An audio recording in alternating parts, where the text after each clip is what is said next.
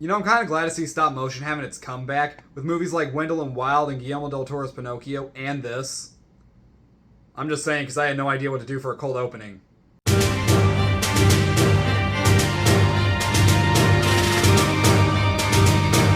If you haven't already guessed it, this visionary is me. And this is the story of how I became the legendary Leonardo Da Vinci.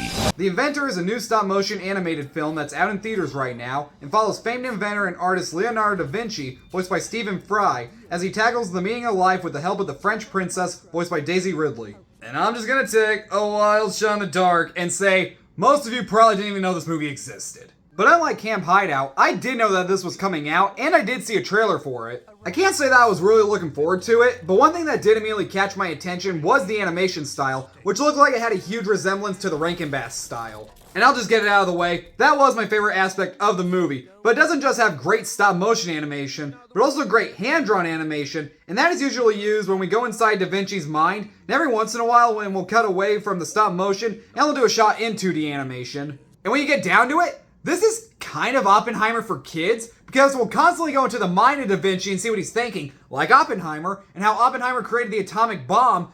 Da Vinci created, well, a bunch of stuff. And I should probably mention that not only was I the only one in the theater when I saw this, but I was also apparently the only person to come see it the entire day. And I'm gonna be brutally honest, it didn't take long for me to figure out why. Now I'm gonna say something, and I don't mean this in a bad way whatsoever, but this movie, it is honestly a little too smart for kids. Now, I'm not saying that kids are dumb. Well, some kids are. I was a very dumb kid. But I literally just compare this to Oppenheimer. What kid wants to watch Oppenheimer? If you're gonna make a movie like this for kids, then you gotta make it fun and entertaining enough to where it keeps their attention. The one movie I kept thinking of the entire time while watching this was Mr. Peabody and Sherman, which is also a movie for kids and has a very heavy focus on history, and even had a whole segment revolving around Leonardo da Vinci. But it also knew how to keep kids' attention with some enjoyable characters, time travel stuff, a lot of humor and action, but at the same time was teaching them stuff. I don't think The Inventor knows who its target demographic is, because the movie doesn't have any of that, and surprisingly, is very dialogue heavy. Now, if this was rated PG-13, that would be okay. But this is a family-friendly rated PG movie that parents will take their kids to see at 10 in the morning. And just from how I describe this, you can probably tell that kids might be bored by this. I was bored by this. So it got me thinking, who the hell is this even made for? And I came to a conclusion. This is a movie strictly made for history buffs and elementary school history class. If you love the history of Da Vinci and can't get enough of it, you're gonna eat this movie up. And if you're a history teacher at an elementary school, this is the perfect movie to show your class if you're learning about Da Vinci. As for anyone else, I have no idea what you're going to think of this. I honestly went in thinking that I might discover a new animated gem that no one is going to be talking about, but besides the beautiful animation, no, not really. Oh, shoot.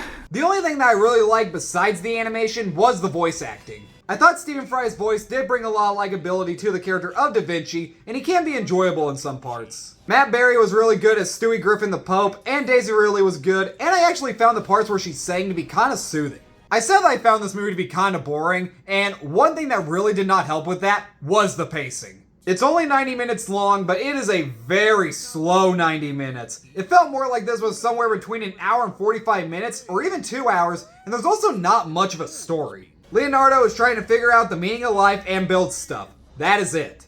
So in the end, I didn't really care for this movie. It's not that engaging or entertaining, but the animation is so freaking beautiful that it does bump up some points for me just a little bit, and it's not bad, just boring. But it is an educational film that I think would be perfect to show in history class. I like the sound of that. But just for the animation, I'm gonna give The Inventor a low C+.